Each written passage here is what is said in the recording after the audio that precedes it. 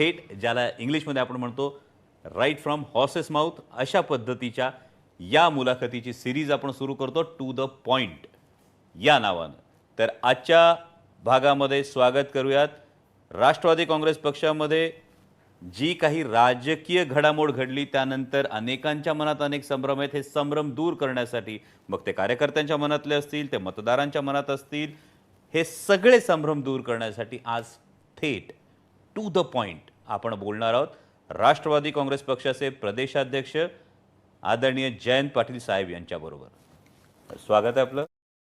नमस्कार साहेब. खूप मनात अनेक कार्यकर्त्यांच्या संभ्रम. मी खूप प्रामाणिकपणे सगळ्यांच्या वतीनं आधीच सांगतो की काही प्रश्न वावगे असू शकतील, काही प्रश्न थेट असू शकतील, पण कुठेही गुडी मुलाखतीपेक्षा अनेक कार्यकर्त्यांच्या मनात अनेक प्रश्न आहेत. या प्रश्नांना कुठंतरी उत्तर देण्यासाठी आपण हा सगळा घाट घातला आहे.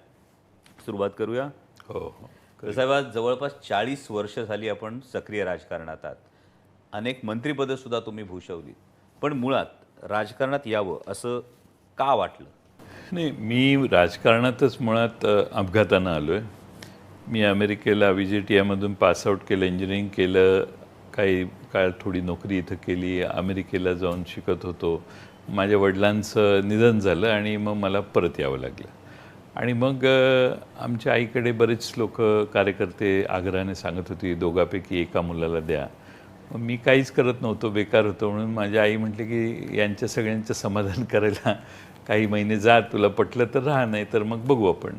माझ्या वडिलांचं कामच प्रचंड आणि लोकांचा संपर्क एवढा प्रचंड होता, व्यक्तिगत संबंध एवढे होते की मी हळूहळू त्यात गुंतून गेलो. आणि मग तिथल्या स्थानिक संस्था आणि बाकीच्या गोष्टी हळूहळू जबाबदाऱ्या आल्या आणि त्यात मी कधी मिसळून गेलो हेच मला कळलं नाही. आज मतदारसंघात आमच्या वडिलांच्यावर आम्ही कधीच फिरलो नव्हतो, पण त्यांच्या निधनानंतर ज्यावेळी गेलो त्यावेळी लोकांनी उत्स्फूर्त स्वागत केलं. आणि आज ती लोकं, तीच माणसं, तोच भाग हा आता माझ्यासाठी ऊर्जा म्हणून काम करतं. जेव्हा मी परत त्यांच्यात जातो तेव्हा पुन्हा एक वेगळी ऊर्जा घेऊन बाहेर पडतो. आणि मला असं वाटतं की आपण दिवसभर काम केलं की संध्याकाळी निश्चिंतपणाने झोप येण्यासाठी चांगलं काम केलं पाहिजे. आणि या तत्त्वानं काम करत राहिल्यामुळं अडथळा आला नाही, लोक साथ देत गेली. आज जवळपास 1990पासून ही टर्म पूर्ण होईल त्यावेळी 35 वर्ष लोकांनी मला विधानसभेत सतत मोठ्या मताधिक्यानं पाठवण्याचं काम केलं. आणि त्या लोकांचं दायित्व आहेच, पण त्याचबरोबर महाराष्ट्राच्या वेगळ्या स्तरावर काम करता आलं आणि महाराष्ट्रातल्या जवळपास सगळ्या प्रश्नांची जाण राज्याचा अर्थमंत्री म्हणून काम करताना विशेषत्वानं आली. आणि आज पक्षाचं काम करताना त्या सगळ्या गोष्टीचा मला फार उपयोग होतो आहे. म्हणजे एक जर बघितलं तर राजकारणाचा पोत हा तुम्ही 40 वर्षात खूप जास्त बदलताना पाहिला असेल. म्हणजे विशेषतः 2014च्या आधी ज्या पद्धतीनं राजकारणाकडे बघितलं जात होतं आणि त्यानंतर आता म्हणजे आता अगदी सोशल मीडियाचा सगळा जमाना सुरू झाल्यानंतर अनेकदा अगदी राजकीय व्यक्तींच्या खाजगी आयुष्यातही डोकावलं जातं. कोणी काय खावं, काय खाऊ नये, काय कपडे घालावेत, काय कपडे घालू नये, हे सगळं एकीकडे राहतं. मग यामध्ये राजकारणातला ज्याला आपण ड्रायव्हिंग फोर्स म्हणतो, म्हणजे आजही सतत 40 वर्ष काम करत असताना टीका टिप्पणी असेल, मनाविरुद्ध घडणाऱ्या घटना असतील, आणि हे असताना तुम्ही अव्याहतपणे अजूनही राजकारणात जे फोर्सफुली पुढे चालला आहात, जे तुम्ही अजूनही सक्रिय आहात, यातला ड्रायव्हिंग फोर्स काय? एक म्हणजे आपण सगळ्यांचं चांगलं करावं या भावनेनं माझ्या वडिलांची जी शिकवण होती आणि त्यांचा जो जनसंपर्क होता आणि लोकांसाठीच काम करायचं, हा पूर्ण वेळ काम करायचं, ही जी प्रवृत्ती तेव्हापासून आमच्या घरात जोपासली आणि माझी आई, या सगळ्यांचाच परिणाम माझ्या मनावर असं झाला की सातत्याने लोकांच्यात काम करण्याचा प्रयत्न केला. आणि सगळ्यात महत्त्वाचं म्हणजे लोकांनी साथ दिली. लोकांनी साथ मध्ये आधी काढून घेतली असती तर कदाचित मी इथंपर्यंत पोचलो नसतो. त्यामुळे त्या लोकांनी सतत साथ दिली आणि काहीही मी केलं तरी माझ्या मागे लोक उभी राहिली. त्यामुळं तो फार प्रचंड ड्रायव्हिंग फोर्स आहे. कोणताही निर्णय करताना त्यांच्या हितासाठी काय योग्य आहे आणि त्यांना आपला प्रतिनिधी सन्मानजनक वागतो की नाही हे याबाबतीत शंका कधी येऊ नये याची काळजी मी शेवटपर्यंत आत्तापर्यंत तरी घेतलेली आहे. सर, एकूण 9 वर्ष आपण अर्थमंत्री होतात, त्यानंतर आपण गृहमंत्री होतात, मग ग्रामविकास मंत्री होतात आणि 2019 मधल्या महाविकास आघाडी सरकारमध्ये आपल्यावर जलसंपदा विभागाची जबाबदारी होती. या सगळ्या मंत्रिपदाच्या कारकिर्दीमध्ये तुमचा सगळ्यात आवडता काळ कोणता आणि का? मी मंत्री 99 साली सरकार काँग्रेस आणि राष्ट्रवादीचं ज्यावेळी स्थापन झालं त्यावेळी राज्याच्या तिजोरीत खडखडाट होता आणि पवारसाहेबांनी बोलवून मला सांगितलं तूच हे खातं सांभाळलं पाहिजेस. मी थोडासा नकारात्मक विचाराचा होतो, पण ते म्हटले नाही तुलाच सांभाळावं लागेल.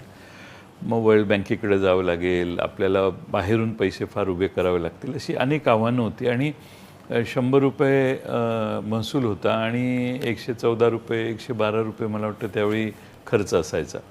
त्यामुळं सगळ्याच बाजूने संकट तयार झालेलं होतं. राज्याचं उत्पन्न मर्यादित होतं आणि त्यामुळं माझ्यावरती जबाबदारी आली. त्यावेळी तिजोरीत खडखडाट हा शब्द परवलीचा झालेला होता आणि मी महाराष्ट्रातल्याच राज्य सरकारी कर्मचाऱ्यांना विश्वासात घेतलं. त्यांचा महागाई भत्ता गोठवताना त्यांना विश्वासात घेऊन असे अनेक कटू निर्णय घेतले, पण राज्यातल्या जनतेनं आणि राज्याच्या सरकारी कर्मचाऱ्यांनी मला साथ दिली. तो जो सुरुवातीचा काळ आहे तो सुरुवातीचा काळ हा फार क्रुशियल होता आणि 24 तास प्रचंड काम करावं लागलं त्यात. तोच काळ सेल्स टॅक्स जाऊन व्हॅल्यू ॲडेड टॅक्स आणण्याचा होता. त्याच काळामध्ये राज्याचं उत्पन्न वाढीचे सर्व उपाय करताना आपणच त्यावेळी सेल्स टॅक्समध्ये स्लॅब्स असावेत म्हणून आपणच केंद्र सरकारच्याकडे सूचना केलेली होती, मीच केलेली होती. त्यानंतर वॅट आला, वॅटमध्ये आपलं बऱ्यापैकी उत्पन्न वाढलं. आपल्याला महाराष्ट्रात त्यावेळी जलसिंचनाची कामं फार मोठी चालली होती आणि मग कृष्णा खोऱ्याला पैसे उभे करणे, गोदावरी खोऱ्याला उभं करणे, विदर्भ महामंडळाला आपल्या नाशिक भागातल्या उत्तर महाराष्ट्रातल्या योजनांना अशी कामं पैसे उभा करणं हे फार मोठं आव्हान होतं. आणि हा सुरुवातीचा काळ महाराष्ट्रात मंत्री पण त्यावेळी आम्हाला कट लावू नका म्हणून सांगत यायचे, पण 2004 नंतर आपण सरप्लस बजेट मांडू हे मी जाहीर करायचो त्यावेळी लोक हसायची. पण मी ज्यावेळी 2004 नंतर 5 सालचं बजेट मांडलं त्यावेळी लोकांना सरप्लस बजेट महाराष्ट्राने मांडले ह्याचंच आश्चर्य वाटलं, पण सतत सरप्लस नंतर बजेट राहिलं आणि त्यामध्ये जिल्हा नियोजनावरचा खर्च 15%, 18%, 25% असायचा. तो 100% करण्यासाठी आम्ही नियम बदलले, जिल्हा अधिकाऱ्यांच्यावर जबाबदारी टाकली, अधिकार सगळे जिल्हा स्तरावर दिले. त्यामुळे 99-100% पैसे खर्च व्हायला लागले. आज तुम्ही महाराष्ट्रातल्या ग्रामीण भागात प्राथमिक आरोग्य केंद्राची कुठेही तक्रार येणार नाही, उपकेंद्राची तक्रार येणार नाही, जनावरांच्या दवाखान्याची तक्रार येणार नाही, कारण सगळे पैसे जिल्ह्याला दिलेले त्यावेळी 100% खर्च व्हायला लागले 2006, 7, 8, 9. आणि त्यामुळं स्थानिक लहान लहान प्रश्न जिल्हा नियोजन मंडळातनं सगळे संपले. त्यामुळे सॅटिस्फॅक्शनचं लेवलही भरपूर वर गेलं आणि आमचे सगळे अधिकार आम्ही जिल्ह्याला दिले. त्यामुळं हे 9 वर्षाचा काळ. त्यानंतर 10 महिने गृह खात्याचं काम केलं. त्यावेळी देखील कसाबला आर्थर रोड जेलमध्ये सुरक्षित ठेवायचं कसं इथंपासून ते चिलखती गाड्या मुंबईत आणण्यापासून अनेक आधुनिकीकरण पोलिसांचं करताना एक सेक्रेटरींची कमिटी केली आणि त्यांना अधिकार देऊन टाकले आणि त्यांच्या मागे लागून बरीच कामं आम्ही त्यावेळी करून घेतली. त्यामुळे 10 महिन्यात एवढं पोलीस दलांमध्ये आधुनिकीकरणाचं काम झालं की पोलीस देखील ॲप्रिशिएट करत होते.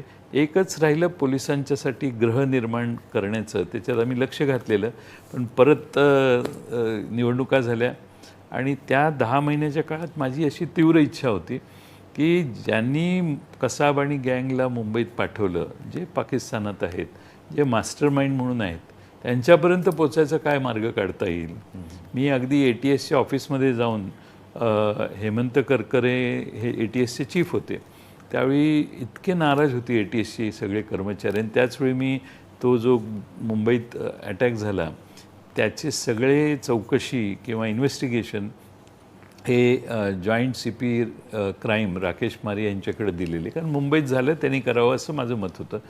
त्यावेळी ATSची लोकं थोडी नाराज झाली. मी ATSच्या ऑफिसमध्ये गेलो आणि ATSच्या अधिकाऱ्यांना विचारलं की ठीक आहे, तुम्हाला हेमंत करकरेंचा मृत्यू झाला याचं नाराजी आहे, तुम्ही निराश आहात, पण चिडलेलाही आहात आणि तुम्हाला इन्व्हेस्टिगेशन करायचं होतं हे मला कळतं आहे, त्यामुळे तुम्ही नाराजी आहात माझ्यावर.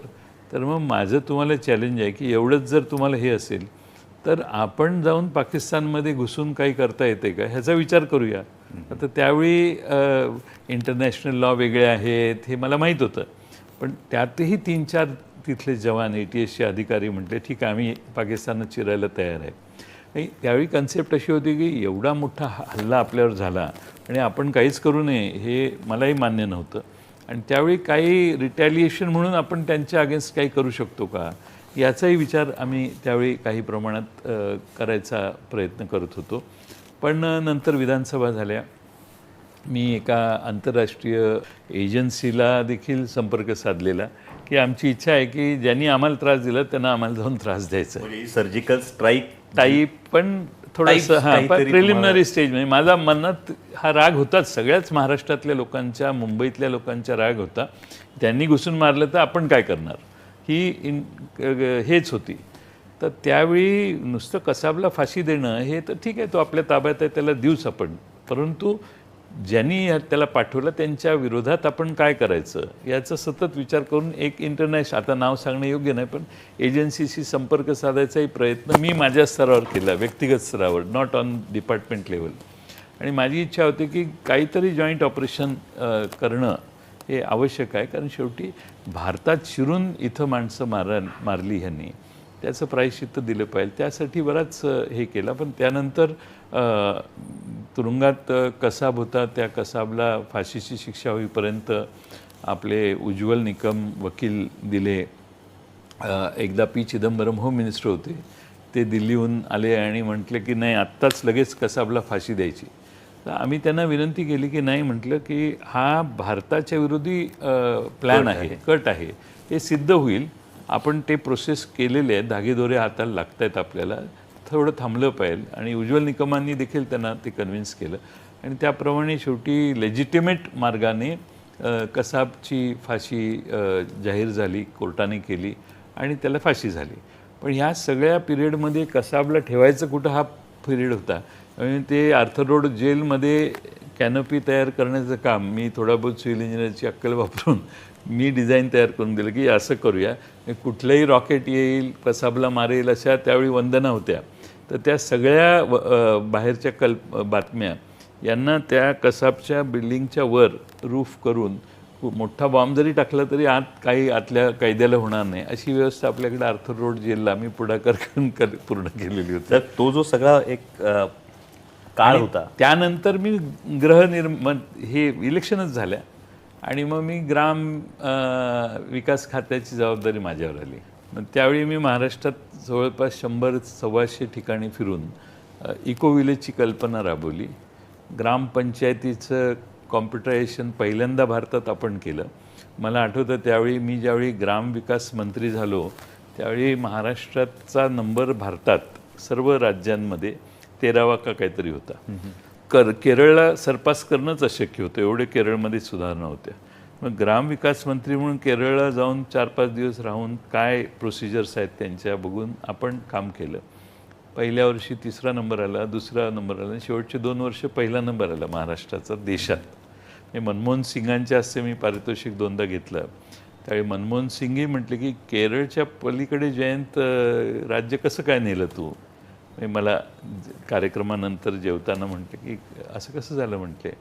म्हटलं आम्ही ह्या नव्या सुधारणा केलेल्या आहेत. महाराष्ट्रातल्या सगळ्या ग्रामपंचायतीला संगणक पहिल्यांदा आपण चालू केले आणि संगणकावर इन्फॉर्मेशन गॅदर करायची सुरुवात त्या ठिकाणी तेव्हापासून झाली. पण मगाशी साहेब तुम्ही गृहमंत्री असतानाचा जो कालावधी सांगितलात, म्हणजे आत्ता मला वाटतं मीरा बोरवणकरांचं पुस्तक आल्यानंतर काही धक्कादायक खुलासे त्यामध्ये झाले. तर त्यावेळी एक प्रचार केला गेला होता, एक नॅरेटिव्ह सेट केलं होतं की कसाबला बिर्याणी खाऊ घातली. पण आता त्या पुस्तकामध्ये त्यांचा खुलासा वेगळा आहे. पण या पद्धतीने जेव्हा तुम्ही प्रामाणिकपणे एक गोष्ट करता आणि त्याचा एक काउंटर नॅरेटिव्ह केवळ माध्यमातून एक पेरला जातो, तेव्हा त्याचा त्रास नाही जाणवत? कसाबला बिर्याणी घालायचा प्रश्नच नव्हता, पण बातमी आल्यावरती सगळीकडे चालली आणि एवढा अपप्रचार झाला. मग कोणीतरी म्हणायचं की तिकडच्या गेटवे ऑफ इंडियाच्या चौकात त्याला भर चौकात फाशी द्या वगैरे, असं विधानं आली त्यावेळी. मी कोणाला रिॲक्शन द्यायचं नाही, कारण कसाबला बिर्याणी आपण देत नाही हेच आहे. म्हणजे मलाच माहीत होतं ना काय तो खातो आणि काय. मी एकदा तुरुंगात जाऊन त्याच्या पुढं उभा राहून तपासणी केलेली की काय चाललंय काय नाही, तो काय करतो काय नाही. आणि मी विधानसभेत मंत्री झाल्यावर एक भाषण, सगळ्या घटनाक्रम म्हणजे कसाबची सुरुवातपासून एंड इथपर्यंतचं भाषण मी विधानसभेत केलेलं, दीड तास केलं असेल. त्यावेळी मला भीती असायची की आपण जे सांगू सभागृहात ते खरंच असलं पाहिजे. मला राकेश मारिया आणि त्या टीमने जे ब्रीफ केलेलं ते क्रॉस व्हेरीफाय कुठेतरी केलं पाहिजे. म्हणून मी तुरुंगात जाऊन ते क्रॉस व्हेरीफाय करून मग सभागृहात जाऊन भाषण केलं होतं. सर, पण या एकूण मंत्रिपदांच्या कालावधीत विशेषतः महाविकास आघाडी सरकारमधला जलसंपदा मंत्रिपदाचा जो काळ आहे, आणि याविषयी अनेक गोष्टी होत्या. 2014च्या निवडणुकीपूर्वी या विभागातल्या भ्रष्टाचाराविरोधात अनेक आंदोलनं झाली होती, अनेक चर्चा होत्या. त्याच्या व्हाईट पेपरमध्ये सुद्धा सिंचनाखाली खूप कमी क्षेत्र आलं असं थेट जो व्हाईट पेपर आला होता त्यामध्ये, ज्या श्वेतपत्रिकेमध्ये हा उल्लेख होता. इतकंच नाही तर मध्यंतरी माननीय पंतप्रधान नरेंद्रजी मोदी यांनी भोपाळमधल्या जाहीर सभेत 70,000 कोटीचा सिंचन घोटाळा हा स्वतः माननीय पंतप्रधानांनी उल्लेख केला होता. या सगळ्या पार्श्वभूमीवर तुमचा जलसंपदा मंत्रिपदाचा काळ कसा आहे? हे सगळे आरोप, अगदी बैलगाडीभर पुरावे 2014च्या आधी तत्कालीन विरोधी पक्ष नेत्यांनी आणून दिले. चौकशी करा म्हणून आवाहन केलं. त्यांचं सरकार त्यानंतर आलं, कारण लोकांच्यात संभ्रम तयार झाला की प्रचंड घोटाळा झालेला आहे आणि हे भ्रष्ट लोक आहेत. म्हणून आमच्या विरोधी मतदान महाराष्ट्रातल्या जनतेनं केलं आणि नंतर त्यांच्या हातात त्या सगळ्या गोष्टी गेल्या.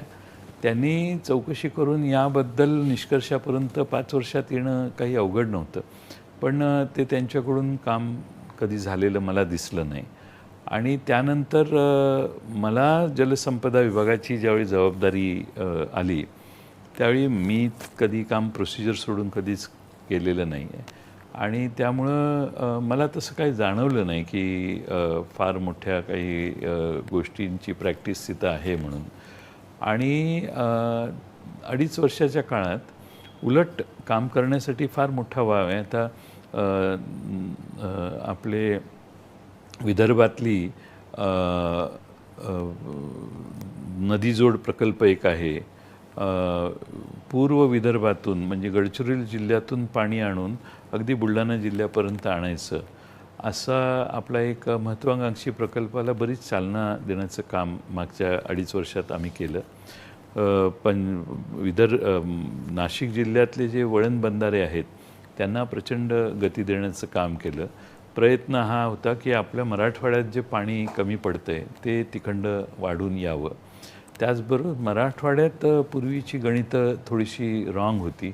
त्याच्या तपशिलात जाऊन मी मराठवाड्यात अतिरिक्त 19 TMC पाणी मध्य मराठवाड्यात उपलब्ध जादा आहे हे सिद्ध केलं.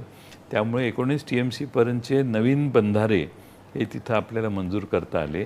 आणि नांदेडच्या भागात पण पुन्हा 44 TMC पाणी अतिरिक्त आहे हे आम्ही कागदपत्री सिद्ध करू शकलो. त्यामुळे मराठवाड्यात नवीन प्रकल्प घेण्याचा मार्ग मी 2.5 वर्षाच्या काळात खुला केला असं मी म्हणेन आमच्या सरकारने. आणि आज मराठवाड्यातलं पाण्याची तूट जी आहे ती भरून काढायला नाशिक जिल्ह्यातले, नगर जिल्ह्यातले वळण बंधारे यांची अनेक सर्वेक्षणं चालू करून आपण त्याला गती दिली आहे. मला खात्री आहे की पुढच्या 4-5 वर्षात फार मोठ्या प्रमाणात पाणी 20, 25, 30 TMC पाणी तर सहजगत्या मराठवाड्यात येईल.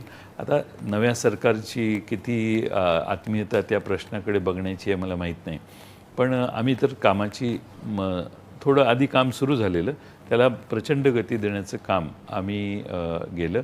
आणि वैनगंगा टू नळगंगा हा जो नदी जोडचा प्रकल्प आहे त्याच्यातही बरंच काम आमच्या काळी झालं. मला खात्री आहे की MWRRA जी आहे आणि केंद्र सरकारमध्ये पण ही अथॉरिटी आहे, त्यांच्यासमोर मागे एकदा मिटिंग झाली आहे, त्यामुळं त्याला मान्यता मिळाली तर तो मोठा प्रकल्प महाराष्ट्रात चालू करता येईल, जेणेकरून विदर्भातलेही काही बुलढाणापर्यंतचे काही जिल्हे पाण्याची कमी कमतरता असणारे आहेत आणि मराठवाड्या या ठिकाणी पाणी पोचेल.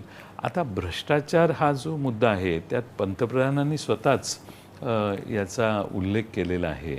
आणि म्हणजे पंतप्रधान आणि भारतीय जनता पक्ष, पंतप्रधानांनी स्टेटमेंट केलं म्हणून मी म्हणतोय, या माइंडसेटमध्ये आहेत की ह्याच्यात भ्रष्टाचार झालेलाच आहे.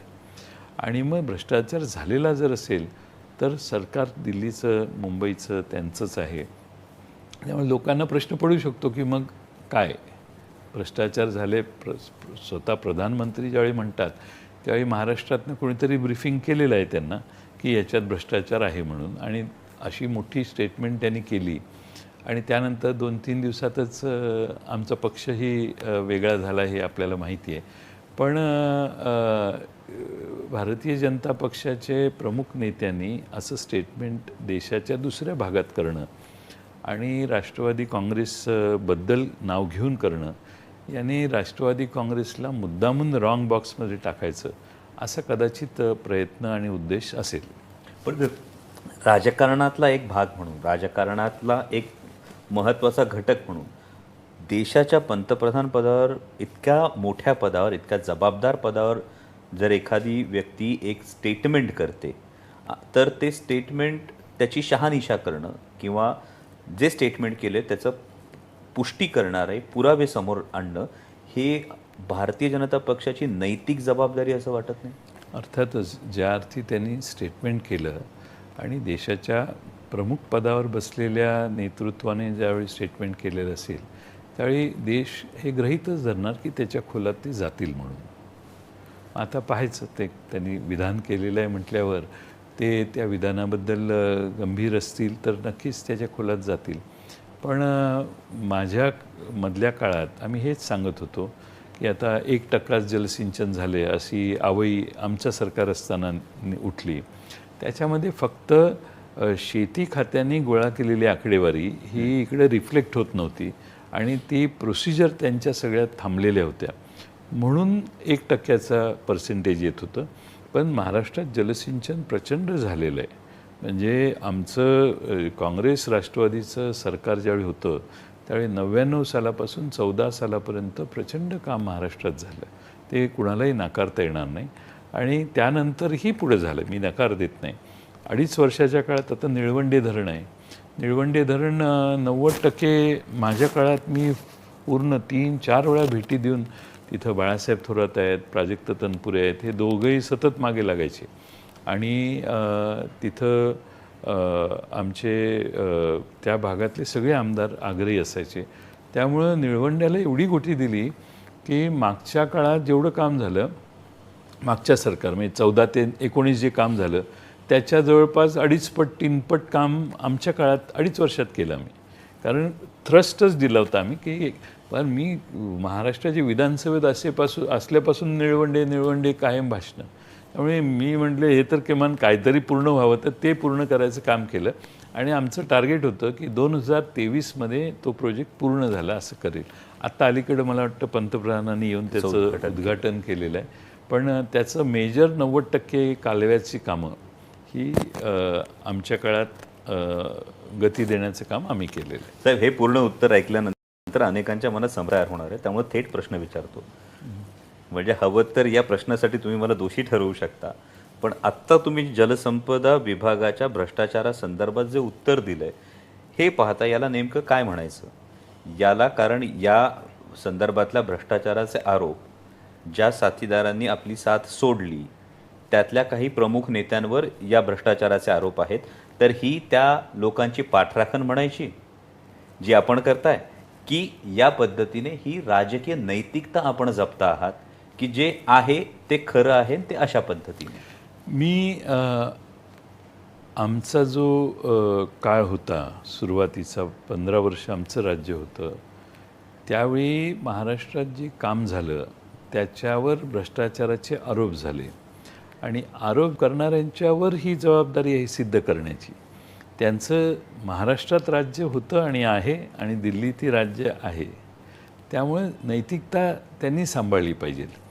मी त्या 15 वर्षात त्या सरकारचा भाग होतो, त्यामुळे मी त्याच्यावर बोलणं हे उचित होणार नाही आणि नैतिकदृष्ट्या ते योग्यही होणार नाही. त्यामुळं ज्यांनी भ्रष्टाचाराचे आरोप केलेले आहेत त्यांनी त्याच्यावर बोललं पाहिजे, त्यांच्या बाबतीत खुलासा त्यांनी केला पाहिजे. आणि आपल्याला आठवतं की नाही माहीत नाही, पण ज्यावेळी 19 साली विधानसभेच्या निवडणुकीनंतर 1.5-2 दिवसाचं एक सरकार होतं, त्या सरकारमध्ये क्लीन चिट देण्याचंही काम त्या काळात झालेलं आहे. या प्रकल्पात काही प्रकल्पांना क्लीन चिट देण्यात आली. त्यामुळं ज्यांनी आरोप केले त्यांच्यावर ही जबाबदारी आहे असं माझं मत आहे. आणि मला विचाराल तर माझ्यासमोर अशा कोणत्याही गोष्टीचा भ्रष्टाचाराचा विषय कधी आला नाही, त्यामुळं मी त्या खोलात कधी गेलेलो नाही. पण आरोप अगदी वरपर्यंत करण्यात आलेले असतील तर मग ज्यांनी आरोप केले त्यांना जनतेने हा प्रश्न विचारला पाहिजे. मी त्याच्यात सहभागी होऊ शकत. पुन्हा एक वेगळा प्रश्न सर तुम्ही निर्माण केलाय, तो म्हणजे की तुम्ही सांगता या सरकारचा तुम्ही भाग होतात आणि या प्रामाणिक भावनेतून सरकारच्या निर्णयांविषयी तुम्ही जी वस्तुस्थिती आहे ती मांडण्याचा प्रयत्न केला. पण आत्ता आम्ही सगळेजण जे बघतो आहोत की 2.5 वर्ष महाविकास आघाडी सरकारमध्ये जे सहभागी होते त्यातले अनेक जण आता महायुती सरकारमध्ये सहभागी आहेत आणि थेट मंत्र्यांकडून विधानं येतात की त्या सरकारने ही चूक केली. आणि मग आमच्यासारख्या लोकांना हा प्रश्न पडतो, अरे तुम्ही त्या सरकारचा भाग होतात ना. मग आत्ता महायुतीतले जे काही मंत्री आहेत, हे माननीय मंत्री जेव्हा महाविकास आघाडीच्या सरकारच्या काही निर्णयांविषयी थेट आरोप करतात, त्यावेळी मग या नैतिकतेविषयी तुमचं काय म्हणणं आहे? असं आहे की मी मगाशी सांगितलं 15 वर्ष मी ज्या सरकारचा भाग होतो त्या सरकारच्या बद्दलच्या चुका सांगण्याचा मला नैतिक अधिकार नाही आहे. तसं 2.5 वर्ष आमच्या सरकारमध्ये जी लोकं होती त्या लोकांपैकी आज सरकारचं संख्या 29 मंत्री आहेत महाराष्ट्रात. 29 पैकी 14 मंत्री आमच्याकडून आणि एकनाथ शिंदेंचे जे पूर्वीच्या जुन्या मंत्रिमंडळात होते 2.5 वर्षात, त्यातले 14 मंत्री आता त्यात आहेत. आणि जवळपास भारतीय जनता पक्षाच्या ऐवजी एकनाथ शिंदेसाहेबांचे 9, आमच्याकडून गेलेले 9 असे 18 मंत्री, म्हणजे मेजॉरिटी ही बाहेरचीच आहे. आणि 29 वजा 18 म्हणजे 11-12 मंत्री भारतीय जनता पक्षाचे आहेत. त्यामुळं आमच्या सरकारमध्ये ज्यांनी काम केलं, ज्या 14 लोकांनी, त्यांना नैतिक अधिकार होत नाही की त्यावेळी. आता मी तुम्हाला उदाहरण सांगेन की एकनाथ शिंदे नगरविकास मंत्री होते. त्यांनीच सगळ्या मंत्रिमंडळाशी कन्सल्ट करून नगरपालिकेच्या मतदारसंघात एका वॉर्डात 3 अशी भूमिका मान्य केली. आणि त्याच्या बाबतीत कायदा झाला, सगळं झालं. आणि त्यानंतर ते सरकार बदललं आणि आता त्यावेळी निवडणूक घ्यायची सगळी तयारी करून आम्ही तयारी केलेली. आता ह्या निवडणुका होत नाहीत आणि एका मतदारसंघात 3-4 म्हणजे मुंबईत वॉर्ड वाढवण्यात आले, अनेक शहरात वॉर्ड वाढवण्यात आले. तशा मी त्यावेळी सांगत होतो की सेन्सस ज्यावेळी झालेलं आहे, सेन्सस बेस्ड हे करायचं असतं. पण हे गृहीत धरून की 5 वर्षांनी एवढी लोकसंख्या वाढलेली असेल तर गृहीत धरून रेटून ते वॉर्ड वाढवण्याचं काम झालं. त्यावेळी मी सांगत होतो की हे नॉट राईट, बेस एक काहीतरी धरला पाहिला, पण ॲडॉक काहीतरी एवढी लोकसंख्या राज्याची वाढली असेल असं गृहीत धरता येणार नाही. आज तेच मंत्री, तेच खातं, तेच मुख्यमंत्री, तरी त्याच्यावर आता कोणती ॲक्शन नाही, निवडणुका होत नाहीत. म्हणजे आपण त्या सरकारमध्ये मागच्या जे होतो, उद्धव ठाकरेंनी कोविडच्या काळात अतिशय चांगलं काम केलं आणि देशात सगळ्यात आदर्श काम महाराष्ट्रात झालं. कोविडच्या काळात चांगलं काम झालं. उलट आमचं सरकार होतं आणि 3 पक्षाचं सरकार जरी असलं तरी केंद्र सरकारचं सहकार्य आम्हाला नव्हतं मिळायचं. GSTचे पैसे लवकर यायचे नाहीत. केंद्र सरकारकडून महाराष्ट्रात काही वादळं वगैरे आली, नुकसान झालं, त्याची नुकसान भरपाई वेळेवर यायची नाही, असे बरेच अडथळे आम्हाला केंद्र सरकारने दिले. तरी सरकार व्यवस्थित चालवण्याचं काम आमच्या सगळ्या लोकांनी केलं आणि लोकांच्या पसंतीला उतरत होतं सरकार. त्यावेळीच काही लोक बाजूला गेली, काही वेगळ्या कारणानं गेली, त्यामुळे ते सरकार 2.5 वर्षाचं पडलं. पण त्यातनंच जे बाहेर येऊन नवीन सरकार झालं ते त्या सरकारला दोष देतात, हे नैतिकतेला धरून नाही. लोकांनाही मला खात्री आहे ते पटत नसेल. मग आपण यामध्ये जो उल्लेख केला तो स्थानिक स्वराज्य संस्थांच्या निवडणुकांचा एक उल्लेख केला.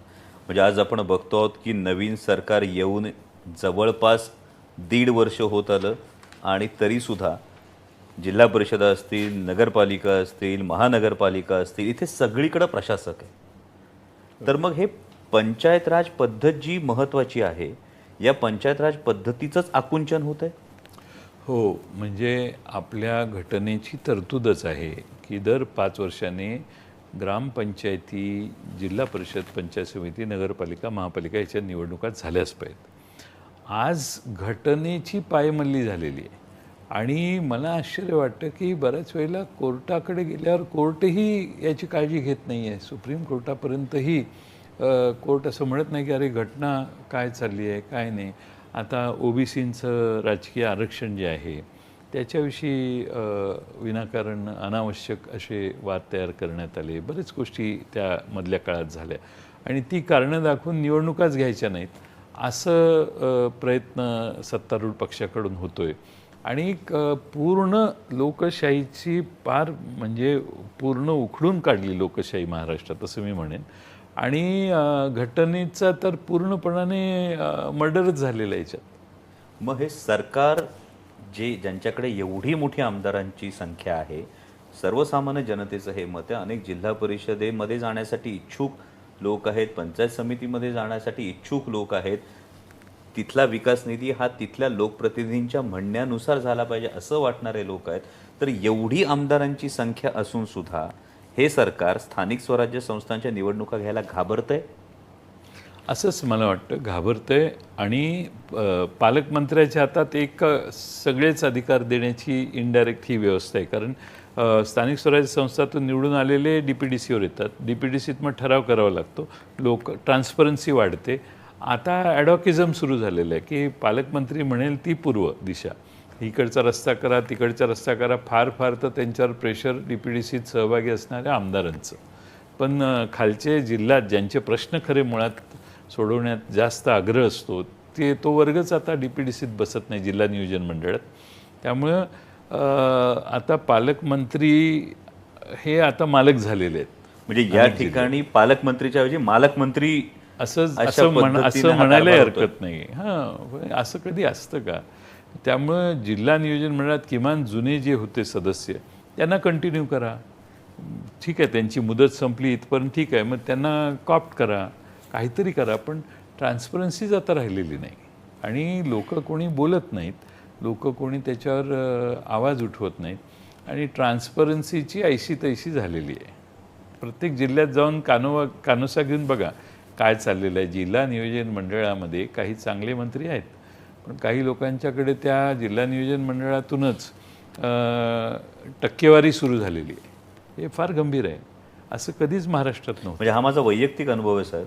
म्हणजे पुणे जिल्हा नियोजनासाठी जवळपास 2 वर्ष ही जी लोकप्रतिनिधी म्हणून जी कामं येतात ही कामं पालकमंत्र्यांकडे दिल्यानंतर आज 2 वर्ष झालीत, ही कामं मंजूर होत नाहीत. आणि असं असताना ठराविक पक्षाच्या कार्यकर्त्यांना कामं दिली जातात आणि मग हा मनात प्रश्न निर्माण होतो. मग लोकनियुक्त प्रतिनिधी एका बाजूला राहतात आणि ठराविक पक्षाच्या कार्यकर्त्यांना थेट कामं दिली जातात. जर असं व्हायला लागलं तर एकूण व्यवस्थेवरचाच विश्वास लोकांचा उडायला लागेल. हो, लोकांचा उडायला लागेल हे तुम्ही फार मॉडरेट विधान केलं. लोकांचा विश्वासच कमी झालेला आहे आता आणि सगळे हे गृहीत धरतात की यानं काम आणलं तर ह्याचा कॉन्ट्रॅक्टर ह्यानेच ठरवायचा आणि याचं शेअरिंग यानेच करायचं. मध्ये मी मुलुंडच्या भागातल्या एका कॉन्ट्रॅक्टर एका ठिकाणी कार्यक्रमात त्याच्या पत्नी आमच्या पक्षाच्या कार्यकर्त्या आहेत म्हणून सहज विचारलं तर त्याने सांगितलं, साहेब विचारू नका, बिलिंगच्या आधी आम्हाला 20% खर्च करावे लागतात, बिलाच्या नंतर 20% खर्च करावे लागतात, 40%चा कट असतो म्हटले. मी डोक्यालाच हात लावला. म्हणजे ह्या शहरातल्या कामांच्यासाठी. म्हणजे हे खरं का खोटं, पण लोक बोलायला लागलेली आहेत. आणि जर एवढ्या प्रचंड प्रमाणात पैसे काढायचं काम वेगवेगळ्या स्तरावर होत असेल तर सामान्य लोक फार नाराज असतात. आणि मग लोक म्हणतात जाऊ दे, कशाला आपलं काम करू, विषय संपू. त्यामुळं तुमच्यासारखे लोकप्रतिनिधी हे लोकसभेत उत्तम कामगिरी करतात. लोकांच्यात जाऊन लोकांचे प्रश्न, मी तुमची भाषणं इतक्या वेळा बघितलेली आहेत, एवढं उत्तम वक्तृत्व, इतके उत्तम प्रश्न, बैलगाडा प्रश्न तुमच्या भागातला तुम्ही मांडला, त्याला न्याय तुम्हीच मिळवून दिला. तुमच्या भागात एवढी प्रचंड लोक बैलगाड्यासाठी हे आहेत, वेडे होतात लोक, त्याला न्याय कुणी दिला? तुम्ही दिला. मला आजही तो क्षण आठवतो, तुम्ही बैलगाड्याच्या घोड्यावर उभं राहून बैलगाडा शर्यतीची सुरुवात करून दिली. तर अशी कामं तुमच्यासारख्यांनी केली तर तुम्ही परत ज्यावेळी मतदारसंघात येतात त्यावेळी तुम्ही सुचवलेली कामं ही कोणीतरी दुसरीच लोक करतात आणि तुम्ही सुचवलेल्या कामांना न्याय मिळत नाही. आता उदाहरणार्थ तुमच्याकडे तुम्ही चाकण वगैरे परिसरातल्या ट्रॅफिकसाठी मोठं काम केलं. बरोबर. मला वाटत नाही की कुठल्याही राज्यातल्या खासदारांनी एवढं ट्रॅफिक कंजेशन सुटावं म्हणून प्लॅन करणं, हे करणं, त्यासाठी मला आठवतं आपलं सरकार 2.5 वर्ष होतं त्यावेळी बरीच मेहनत तुम्ही घेतली आणि प्रचंड त्यात काम झालं. तर हे असं काम करताना बाकीच्या सगळ्या गोष्टींकडे आपण कधी बघतही नाही. आज त्या संदर्भात साहेब अशी अडचण आहे की एक उदाहरण द्यायचं झालं तर शिरूर लोकसभा मतदारसंघामध्ये नॅशनल हायवेच्या माध्यमातून तब्बल 30,000 कोटी रुपयाचा निधी आला आहे. पण NHAI आणि महाराष्ट्राचे मुख्यमंत्री यांची GST एक्झेम्पशनसाठी एक बैठक होणं बाकी आहे आणि ही बैठक होत नाही आहे. म्हणजे जेव्हा बातम्यांमधून आपण बघतो की माननीय मुख्यमंत्री खूप कार्यबाहुल्य आहे, पण अनेक ठिकाणी आपण त्यांना बघतो आणि असं असताना NHAIचे जे महाराष्ट्रातले सगळे फ्लायओव्हर्स होणार आहेत ते फ्लायओव्हर्स त्याच्यावरच्या GST एक्झेम्पशनसाठी माननीय गडकरी साहेब आणि माननीय मुख्यमंत्री महोदय यांची बैठक होत नाही. म्हणून आज जवळपास अप्रूव्हल झालेली कामं ही गेली 6 ते 8 महिने अडलेली आहेत. अरे बापरे. ही फॅक्ट जेव्हा समोर येते तेव्हा खरोखर असं वाटतं की ज्या पद्धतीनं आपण काम करतो किंवा मगाशी तुम्ही बैलगाड्याचा जो उल्लेख केलात, यामध्ये बैलगाडा शर्यत ही केवळ नाद न राहता ते जागतिक पर्यटनाची एक जागा व्हावी यासाठी मॉडेल बैलगाडा घाट हा करण्यात यावा ही मागणी 2 वर्षापूर्वी पुणे जिल्ह्याच्या पालकमंत्र्यांना केलेली आहे. अजूनही त्या संदर्भात कार्यवाही होत नाही. मला असं वाटतं की या पद्धतीच्या जर काही गोष्टी सकारात्मक रीती मार्गी लावल्या तर त्या नक्की लोकांच्या फायद्याच्या ठरतील.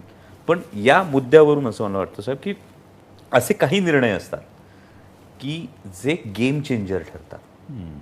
तर तुमच्या मंत्रिपदाच्या कारकिर्दीतला असा कोणता निर्णय तुम्हाला वाटतो की जो आजही ग्रामीण भागाच्या विकासासाठी टर्निंग पॉईंट ठरला आहे?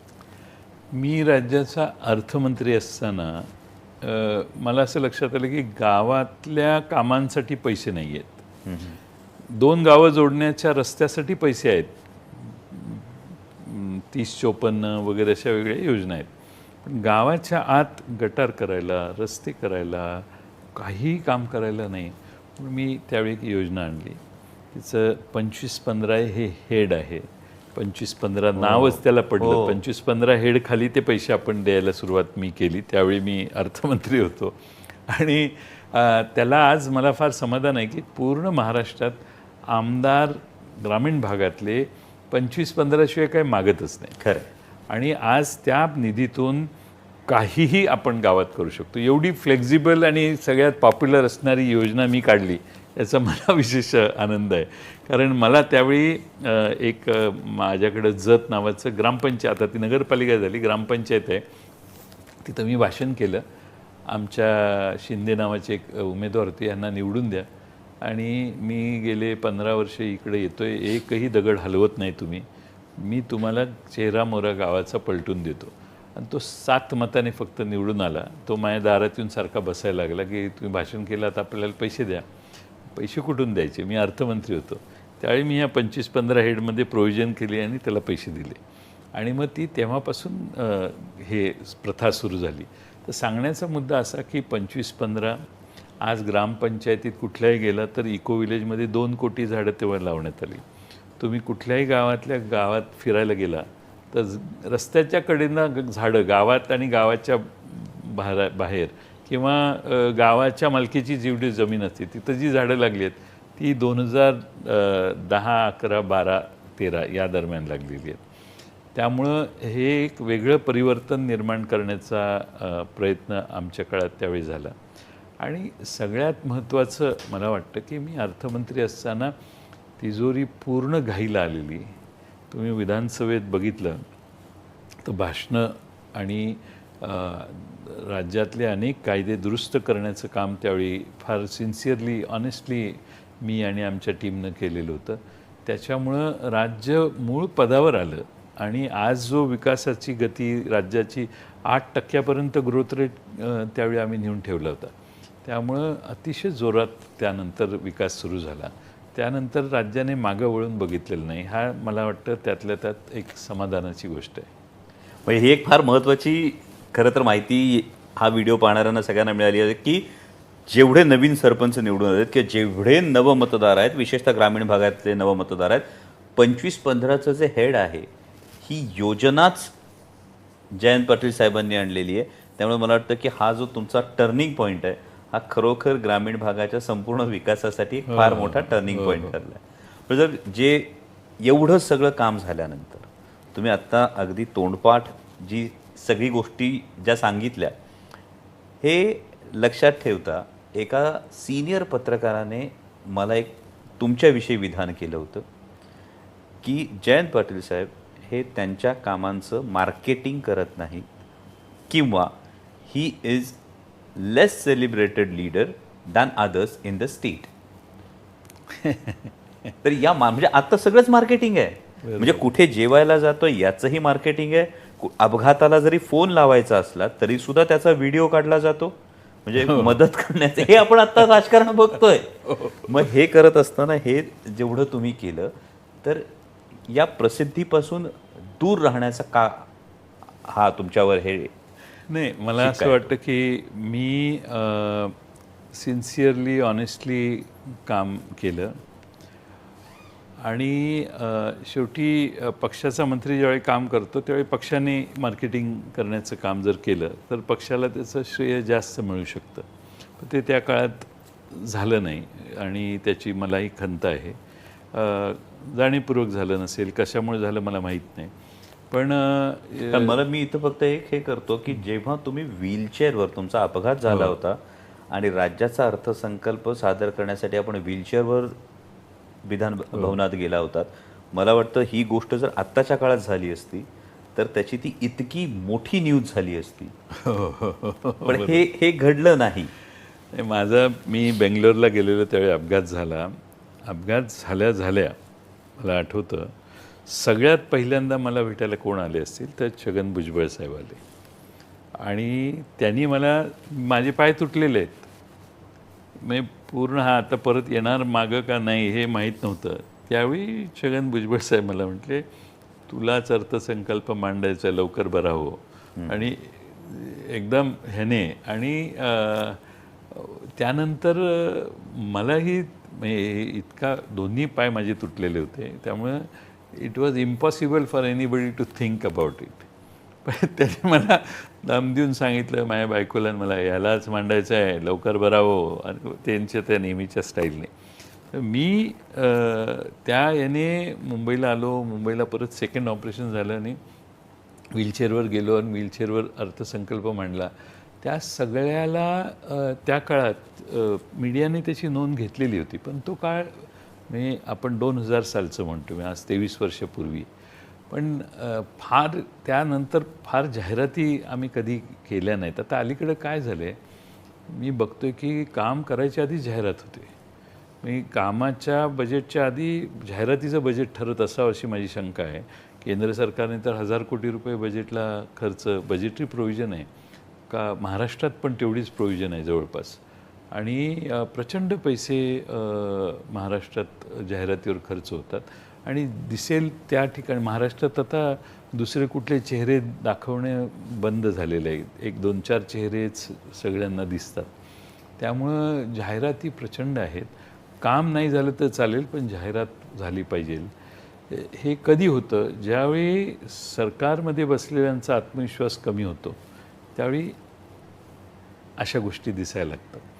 ज्यावेळी आपल्याला आत्मविश्वास आहे की आपण जे काम करतो ते लोकांपर्यंत पोचतं आहे, त्यावेळी जाहिराती करण्याच्या भानगडीत लोक पडत नाहीत. तर मला असं आठवतं की 2004च्या आधी अटल बिहारी वाजपेयी साहेबांचं सरकार होतं. इंडिया शायनिंगच्या एवढ्या जाहिराती झाल्या आणि सगळ्यांना वाटलं की अटल बिहारी वाजपेयीच निवडून येणार परत. पण त्यांचं सरकार आलं नाही आणि मनमोहन सिंगजी पंतप्रधान झाले. त्यांनी भारत निर्माण ही कल्पना मांडली आणि इंडिया शायनिंगमध्ये ज्या गोष्टी नव्हत्या त्या भारत निर्माणमध्ये 10 वर्षात निर्माण झाल्या भारतात. आणि त्यामुळं त्यावेळी जाहिराती नाही झाल्या. आता हे गेल्या 4-5 वर्षात तर प्रचंड जाहिराती होत आहेत आणि महाराष्ट्र सरकारमधल्या अधिकाऱ्यांना सवय नव्हती एवढ्या जाहिराती करायची. पण मला वाटतं त्यांचा जास्त वेळ कामापेक्षा जाहिरातीवर खर्च, कशा जाहिराती करायच्या ह्याच्यावर जास्त जात असेल अशी माझी शंका आहे. पण आता या जाहिरातींवरून एक आहे की आत्ताच्या सरकारने एक सुरुवात केली आहे शासन आपल्या दारी कार्यक्रमाची. या कार्यक्रमांवर होत असणारा खर्च, या कार्यक्रमांच्या जाहिरातींवर होत असणारा खर्च आणि जेव्हा माध्यमातून त्यातल्या काही ज्याला टेस्टिमोनियल्स म्हणतात असे व्हिडिओ समोर येतात तेव्हा तिथे असणारी लोकांची नाराजी. तर मग अशा पद्धतीची ही शासनाची जाहिरात करावी लागते अशा कार्यक्रमातून. अशा कार्यक्रमांविषयी तुमचं काय म्हणणं आहे? असं आहे की शासन आपल्या दारी जालना जिल्ह्यात करायचं आहे, तर मग जालना जिल्ह्यातले सगळे अडथळे दूर करा. मग ते जरांगेंचं उपोषण होतं ते लवकर वाइंडअप करा, काही करून त्यांना उठवा, काहीही करा. पण माझा शासन आपल्या दारी कार्यक्रम जालन्याचा व्यवस्थित झाला पाहिजे अशी मानसिकता. आणि जालना जिल्ह्यात शासन आपल्या दारी कार्यक्रम आहे म्हणून मग सगळ्या तहसीलदारांना इन्स्ट्रक्शन, आता दाखले द्यायचं थांबवा, सरकार ज्यावेळी दारात येईल त्यावेळी त्यांना देऊ म्हणून 1-1 महिना 1.5 महिने मागचे सगळे दाखले थांबवायचे आणि ते त्या कार्यक्रमात द्यायचे. असाही अन्याय लोकांच्यावर होतो. आणि त्या ठिकाणी शासन आपल्या दारी खर्च किती, 2-2, 3-3, 5-5 कोटी रुपये खर्च करायचा. लोकांना बोलवायचं, लोक येत नसले तर मग त्या अंगणवाडीच्या आमच्या भगिनी सगळ्या आणायच्या आणि बसवायच्या, सरकारी कर्मचारी बसवायचे आणि मग सगळ्यांनी भाषणं द्यायची.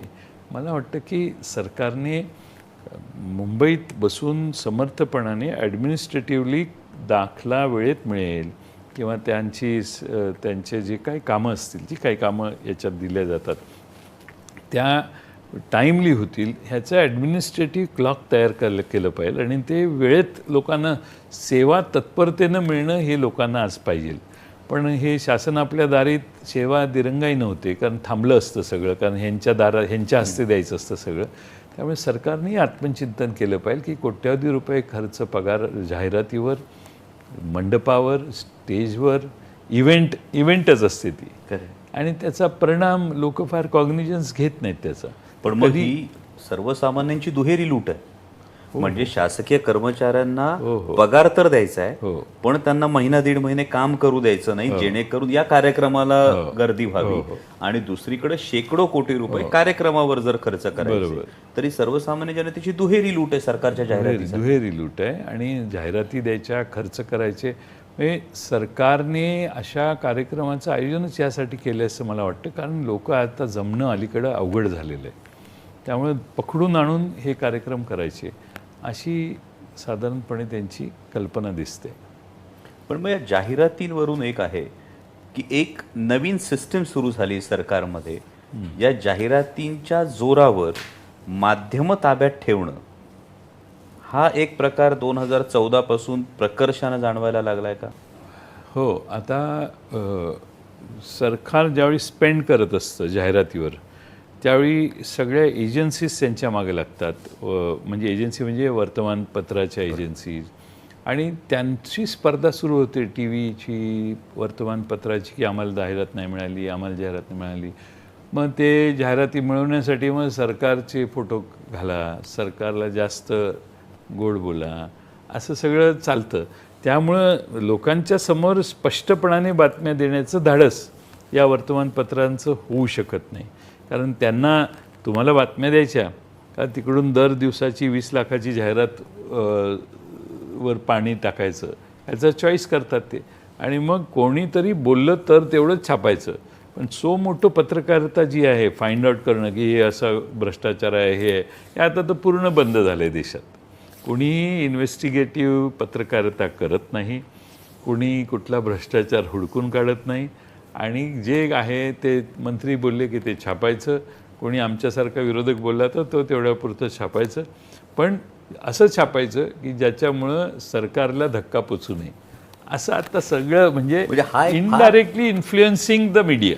म्हणजे हा एक फार महत्त्वाचा मुद्दा लोकशाहीच्या दृष्टीनं साहेब तुम्ही मांडलाय. कारण सर्वसाधारणपणे वर्तमानपत्राचा अंक छापण्यासाठी 28 ते 30 रुपये खर्च येतो. वाचकांच्या हातात तो 3-3.5 रुपयाला पडतो.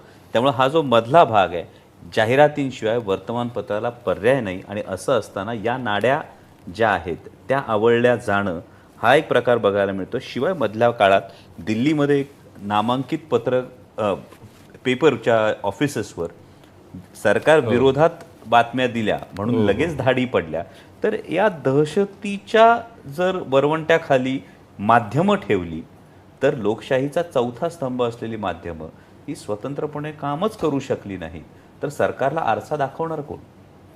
नाही, आता सरकारने एवढा इन्फ्लुएन्स वाढवलेला आहे की लोकांच्यापर्यंत सरकारला ज्या बातम्या सोयीच्या नाहीत त्या पोचण्याची आता काही व्यवस्था नाही आहे. आणि त्यामुळं एकच बाजू दिसते, दुसरी बाजू दिसत नाही. म्हणून लोकांचा या प्रसारमाध्यमांवरचा विश्वास कमी झाला आहे. आणि म्हणून सोशल मीडिया वाढलेला आहे. यूट्यूब चॅनेलवर फार मोठ्या प्रमाणात लोक येऊन आपली मतं मांडायला लागलेली आहेत. आणि ते बघणारा वर्ग देखील काही कोटी लोकांचा आहे. त्यामुळे लोक आता वर्तमानपत्राचा खप कमी व्हायला लागला आहे. काही चॅनेल्स मला माहिती आहेत की ज्यांनी मध्ये एका प्रसिद्ध चॅनेलने 400 लोक आपली कमी केली. का तर आता रेव्हेन्यू मिळत नाही आणि व्ह्युअरशिप कमी झाली. आता बातम्या टी व्हीवरच्या बघायच्या यापेक्षा लोक नेटफ्लिक्सवर सिनेमा बघणं जास्त पसंत करायला लागली. आणि काय असेल तर ते त्या व्हॉट्सअपवर येतेच बातमी महत्त्वाची असेल तर. त्यामुळं प्रचंड वाचक वर्ग आता कमी झालेला आहे. त्यामुळे याचा जो परिणाम व्हायचा तो झालेलाच आहे. सरकारच्या मनाच्या विरोधी कोणी वागायचं नाही या प्रसारमाध्यमांनी असं आता संकेत असल्यामुळं त्यांची लोकप्रियता कमी झाली.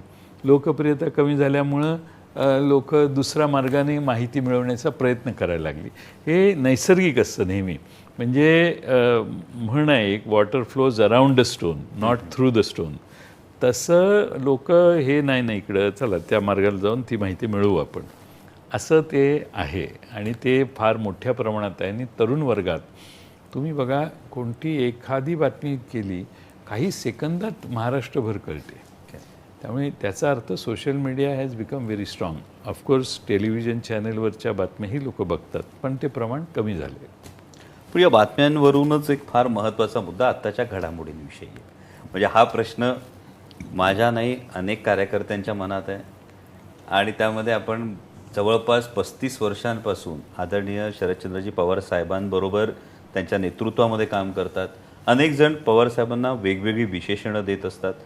विशेषतः आता तर तुम्ही ज्या सोशल मीडियाचा उल्लेख केला, या सोशल मीडियावर काही असे चॅनल्स तयार करण्यात आलेले आहेत ज्या चॅनल्सवरून कायम पवार साहेबांविषयी एक संभ्रमाचं वातावरण तयार होईल किंवा वाटेल तसे त्यांच्यावर आरोप केले जातील अशा पद्धतीची एक ज्याला आपण कदाचित प्रचार यंत्रणा म्हणू शकतो अशी राबवली जाते. मग पवारसाहेब कधी काय करतील याचा नेम नाही असं कायम म्हटलं जातं. याविषयी आपल्याला काय वाटतं? मी एक बघितलं, आता मी इतके वर्ष पवारसाहेबांच्या जवळ काम करण्याची मला संधी मिळालेली आहे. म्हणजे राईट फ्रॉम 1990 87-88पासून आम्ही जवळून पाहिलं त्यांना. विधानमंडळात 90 सालानंतर मी आलो आणि 95 नंतर अधिक मी त्यांच्याजवळ गेलो. त्यावेळी मला असं लक्षात येतं आहे की पवारसाहेब हे फार सेन्सिटिव्ह नेते आहेत. काहीही महाराष्ट्रात झालं तर पहिल्यांदा तिथं पोचलं पाहिजे ही त्यांची भावना असते. मग भूकंप झाला, आपल्याला माहिती आहे मुख्यमंत्री असताना त्यांना काही जायची गरज नव्हती, पण ते कोणी पोचायच्या आधी पहाटे तिथं सकाळी विमान घेऊन पोचले लातूरला. तसं मधल्या काळात आम्ही विरोधी पक्षात होतो. त्यावेळी उस्मानाबाद जिल्ह्यात एका महिलेवर बलात्कार झालेला होता, एका पोलिसांनी केलेला होता. त्यासाठी मला रात्री उशिरा फोन आला की उद्या सकाळी जायचं आहे, आणि इथून मुंबईहून गाडीने आम्ही उस्मानाबादला गेलो. मी म्हटलं कशाला त्रास घेत आहे, मी कोणीतरी जाऊन येतो. नाही म्हटले, आपण जायलाच पाहिजे. मुंबईहून पुण्याला, पुण्याहून गाडीने सोलापूर मार्गे उस्मानाबादला, आणि त्या महिलेला भेटता येत नाही कारण तिचं नाव डिस्क्लोज करायचं नसतं. उस्मानाबादला जाऊन तिच्या नातेवाईकांना बोलवून चौकशी करून तिथं लोकांना भेटून आम्ही परत संध्याकाळी पुण्यालाही आलो या वयात. आता काल परवा इथं लाठी हल्ला झाला मनोज जरांगेंच्या उपोषणावर. तर पहिल्यांदा धावून कोण गेलं? पवारसाहेब गेले. पूर आला, पहिल्यांदा कोण धावून जातं? दुष्काळ पडला, काही महाराष्ट्रात कोणत्याही समाजाचं असो, अगदी एखाद्या दलित समाजाच्या युवकावर अन्याय झाला असेल, महिलेवर अन्याय झाला असेल, किंवा एखाद्या इतर समाजाच्या ओबीसी समाजातल्या, त्यांना महाराष्ट्र हा त्यांचा मतदारसंघ आहे. आणि महाराष्ट्रातल्या कुठल्याही कानाकोपऱ्यात काहीही झालं तर पहिल्यांदा अस्वस्थता पवारसाहेबांची होते. आणि त्यामुळं ताबडतोब रिॲक्शन हा पहिला त्यांचा स्वभाव आहे. दुसरं म्हणजे राजकारणामध्ये ते अतिशय प्रतिकूल परिस्थितीत त्यांनी राजकारण केले, हे आपल्याला विसरता येणार नाही. की ज्यावेळी 84 साली 78 सालापासून ज्यांनी काँग्रेस सोडल्यानंतर विरोधी पक्षात जवळपास 87-88 सालापर्यंत ते होते. पुन्हा काँग्रेसमध्ये आले, काँग्रेसमध्ये पटलं नाही म्हणून वेगळी चौथा सुभा उभा केला, चौथी चूल मांडली. पुन्हा त्यांना कायम ह्याच्यात महाराष्ट्रातल्या जनतेनं त्यांना कमी अधिक प्रमाणात असेल काही वेळा, पण नेहमी पाठराखण महाराष्ट्रातल्या जनतेने केली. आणि महाराष्ट्रातल्या इतर सर्व पक्षातल्या लोकांना माहिती आहे की पवारसाहेब काय आहेत, पवारसाहेब काय करू शकतात. आता त्यामुळं प्रेडिक्शन्स लोक करतात, काही करू शकतात, काही करू शकतात. आता उदाहरणार्थ मी आपल्या माहितीसाठी सांगेन की आता मराठवाडा विद्यापीठाचं नामांतर झालं, करून दाखवलं. पडेल ती किंमत राजकीय द्यायची असेल तर देऊ, पण आपण मराठवाडा विद्यापीठाचं नामांतर करू. महिलांचे आरक्षण, भारतात सगळ्यात पहिल्यांदा महिलांचं आरक्षण कुणी केलं? 30% पवारसाहेबांनी केलं. मग 33% राजीव गांधींनी पुढाकार घेऊन केलं. 50% महाराष्ट्रात आपण केलं, स्थानिक स्वराज्य संस्था. ते पवारसाहेबांनी, मी ग्रामविकास मंत्री होतो त्यावेळी मला बोलून सांगितले 50% केलं पाहिजे. त्यामुळं अशी जी परिवर्तनाची पावलं आहेत ती पहिल्यांदा पवारसाहेब ओळखतात आणि पवारसाहेबच टाकतात महाराष्ट्रात. त्यामुळे महाराष्ट्र सामाजिकदृष्ट्या देखील प्रगत आहे आणि अग्रेसर आहे. शाहू फुले आंबेडकरांचा विचार मांडतात ते, त्यावेळी त्याच्यामागे हीच त्यांची मानसिकता आहे पूर्ण. म्हणजे शाहू फुले आंबेडकरांची बहुजन समाजाची मानसिकता ही प्रचंड त्यांच्यामध्ये आहे. आणि त्यामुळं बहुजन समाजाच्या हितासाठी जे करता येईल ते करण्याचं काम कायम ते करतात. तर मला आठवतं की महाविकास आघाडीची स्थापना झाली, कोणाच्याही ध्यानीमनी नव्हतं. विधानसभेच्या निवडणुका लागल्या आणि झाल्या आणि निकाल आकडे स्पष्ट झाल्यावर पवारसाहेबांनी महाविकास आघाडी स्थापन केली, शिवसेना, काँग्रेस आणि राष्ट्रवादी एकत्रित केली. हे मोठं परिवर्तन आहे. It is not a small change. लोकांना वाटतं, पण इट इज नॉट की 3 पक्ष एकत्रित करण्यापर्यंत. महाराष्ट्रातलं सोशल फॅब्रिक चेंज करण्यासाठी त्याचा फार मोठा उपयोग झाला असं मी म्हणेन. आणि आज उद्धव ठाकरे, प्रबोधनकार ठाकरेंच्या विचारानं बाळासाहेब ठाकरे असतील, उद्धव ठाकरे आज काम करत आहेत. या सगळ्यांची मोड बांधण्याचं काम पवारसाहेबांनी पुढाकार करून घेतलं. आता लोक नेहमीच सांगतात ते काय करतील सांगता येत नाही, असं काही नाही. ते जे करतात ते सगळ्यांना बोलवून करतात. सगळ्यांना एक त्यांचं विशेष कौतुक आहे की प्रत्येक निर्णय सर्वानुमते घेण्याचा प्रयत्न करतात. आणि एखादी गोष्ट त्यांच्या मनात असेल नाहीच करायची तर ते करतच नाही. आता परवा जे आमचा पक्ष मोडला त्यावेळी काही लोकांचा आग्रह होता या मार्गाने जायला पाहिजे, पण त्यांनी त्याला नकार दिला. त्यामुळे पक्ष तुटला आमचा. पण पवारसाहेबांनी आपली भूमिका बदलली नाही. एवढा मोठा पक्ष 25 वर्ष आम्हाला पूर्ण झाली, तर दुर्दैवाने पक्षात फूट पडली, पण त्या मार्गाला जायचं नाही ही त्यांची सततची भूमिका होती. त्यामुळे ते अनप्रेडिक्टेबल नाही आहेत, पण ते सगळ्यांशी बोलत असतात. मग माझ्याशी बोलले, तुमच्याशी बोलले, आणखीन 4 जणांशी बोलले, ते बाहेर जाऊन त्यांचं वर्जन सांगत असतात. पण पवारसाहेब जे करतात तेच करतात, त्यांना जे पाहिजे तेच करतात. सगळ्यांशी बोलणं, सगळ्यांशी चर्चा करणं आणि समाजाच्या आणि लाँग टर्म आपण आजचा किंवा ह्या वर्षीचा किंवा 2024चा विचार करत असू, तर पवारसाहेब 2034च्या निवडणुकांपर्यंत काय होईल याचं गणित घालू शकतात. आणि आज लोकांना अशी हे आहे की इतकं वय झालं, त्यांचं वय झालं तरी आम्ही जवळून काम करतो. He is sharper than any other brain. त्यांचा ब्रेन फार शार्प आहे आणि चटकन गोष्टी कळतात. आता ते एथिक्स पाळणार आहेत, यशवंतराव चव्हाण साहेबांच्या पठडीतले आहेत, त्यांचेच ते शिष्य आहेत. आणि यशवंतराव चव्हाण साहेबांनी सुसंस्कृत राजकारणाची सवय महाराष्ट्राला घालून दिलेली आहे. त्यांचा पायाच यशवंतराव चव्हाण साहेबांनी रचला. तो सुसंस्कृत महाराष्ट्राचे, मग बाळासाहेब देसाई असतील, माझे वडील असतील, राजारामबापू पाटील असतील, तिकडं मधुकरराव चौधरी असतील, ही जी जुनी पिढी, यशवंतराव मोहिते असतील, ही जी जुनी लोक आहेत ती ह्या विचाराचीच होते. आज शरद पवार साहेब हे त्या पिढीतले हे शेवटच्या टप्प्यातले नेते आहेत आणि त्यांच्या मनावरचे सगळे संस्कार हे शाहू फुले आंबेडकर, यशवंतराव चव्हाणांची संस्कृती याचे आहेत. त्यामुळे ते सगळ्यांशी बोलत असतात, सगळ्यांशी अक्रॉस द पार्टी त्यांचा संपर्क असतो.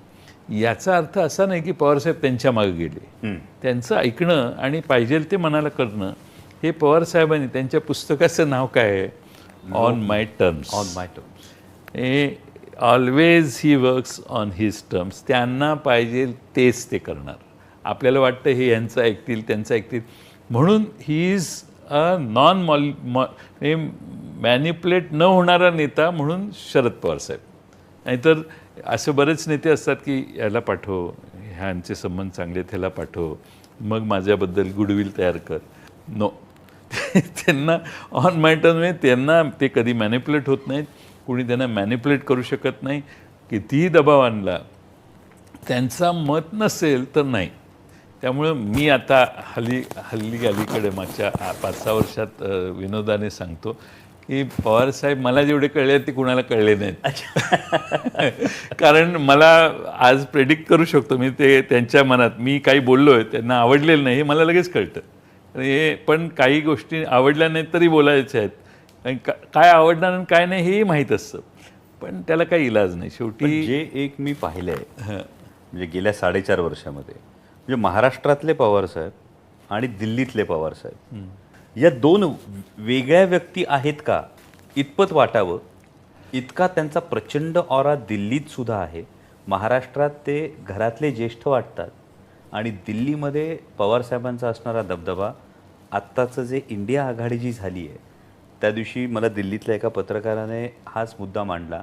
मला म्हणाले की तुमचे पवारसाहेब हे या इंडिया आघाडीचं मुख्य चुंबक आहेत. तर मग हे कारण आहे का की पवारसाहेब इंडिया आघाडीचा मुख्य चुंबक असणं, अक्रॉस ऑल पार्टी एक डायलॉग करण्याची ही क्षमता असणं, म्हणून राष्ट्रवादी काँग्रेस पक्षावर दबाव आणून काही जणांना वेगळी भूमिका घ्यायला भाग पाडली, असं घडलं असं वाटतं तुम्हाला?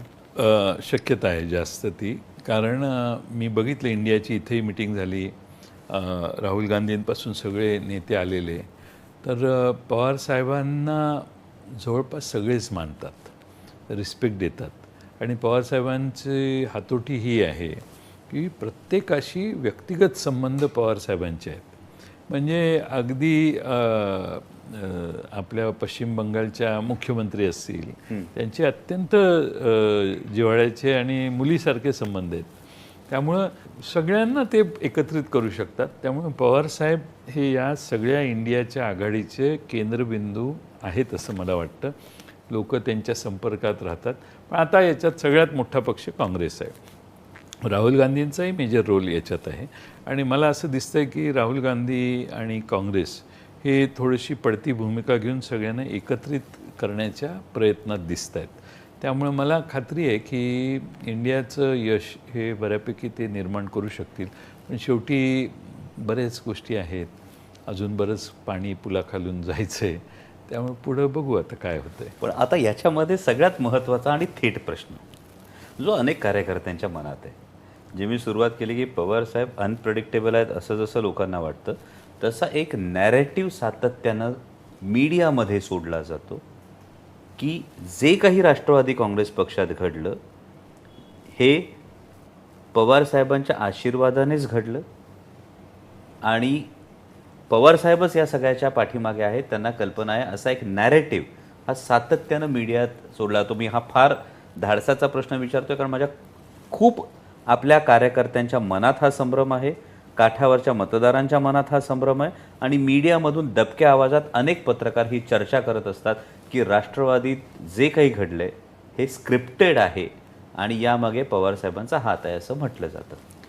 एक मी त्याचं साक्षीदार आहे की आपल्याला या मार्गाने गेलं पाहिजे असा आग्रह करणारा एक नेत्यांचा समूह ग्रुप आमच्या पक्षात होता आणि त्यांचा तो सतत आग्रह असायचा.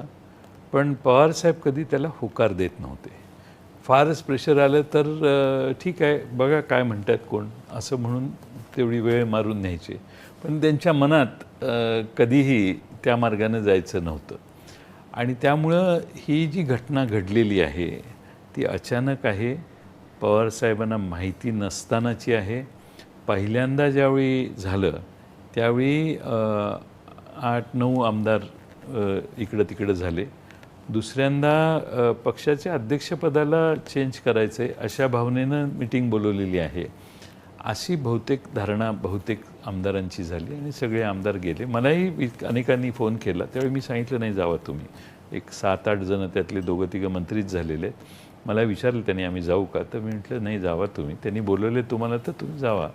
कारण असं आहे की पक्षात फूट पडू नये ही माझं सुरुवातीपासून आजही तेच माझं मत होतं की होता कामा नये. पण जे झालं ते अचानक झालं. पवारसाहेबांच्या कल्पनेच्या पलीकडच्या गोष्टी या पवारसाहेबांना कल्पनाच नव्हती आणि आज जर पवारसाहेबांनी स्क्रिप्ट केलेली असेल तयार तर मग आज पवारसाहेब निवडणूक आयोगाच्या कार्यालयात 3-3 तास हिअरिंगला स्वतः एकटे जाऊन बसतात. आपल्या डोळ्याने आपण जो पक्ष निर्माण केलेला आहे सगळ्यात प्रेम आपण ज्याला जन्म दिला त्या संस्थेवर व्यवस्थेवर असतं. ती राष्ट्रवादी पक्षच आपल्या हातातून काढून घेतला जातो आहे. हे आज दिल्लीत जाऊन ते उघड्या डोळ्याने बघतायत. आपण देश बघतोय. पवारसाहेबांच्या हयातीत 25 वर्ष कष्ट राबून त्यांनी जो पक्ष उभा केला, माणसं मिळवली, माणसं जोडली, तो पक्ष त्यांच्या डोळ्यादेखत त्यांच्याकडून हिसकावून नेण्याचं काम काही जण करतायत आणि निवडणूक आयोग माहीत नाही आता त्याच्यात सहभागी होणार आहे की नाही. आणि तर स्क्रिप्टेड असतं तर कदाचित या स्टेजला गेलंच नसतं. त्यामुळं पवारसाहेबांच्या जिव्हारी हे लागलेलं आहे की त्यांचा पक्ष त्यांच्याकडून जातो आहे आणि म्हणून स्वतः दिल्लीला आज पण आता चालू आहेत ही सुनावणी आणि यापूर्वीच्या सगळ्या तारखांना पवारसाहेब जाऊन बसले स्वतः. मीन्स पवारसाहेब जाऊन बसतात कारण वकिलांची अशी चर्चा तेच करतात. आम्हाला त्या केसमधले आम्ही तिकडं तेच स्वतः हँडल करतात ते पूर्ण आणि त्यांनी पूर्ण लक्ष घालून तो पक्ष आपला वाचला पाहिजे याचा त्यांचा प्रयत्न आहे. हे स्क्रिप्टेड असतं तर या स्तराला गोष्टी गेल्या नसत्या आणि पवारसाहेबांना निवडणूक आयोगाच्या दारात जायला लावणं हे मला वाटत नाही कोणाला अभिप्रेत होतं.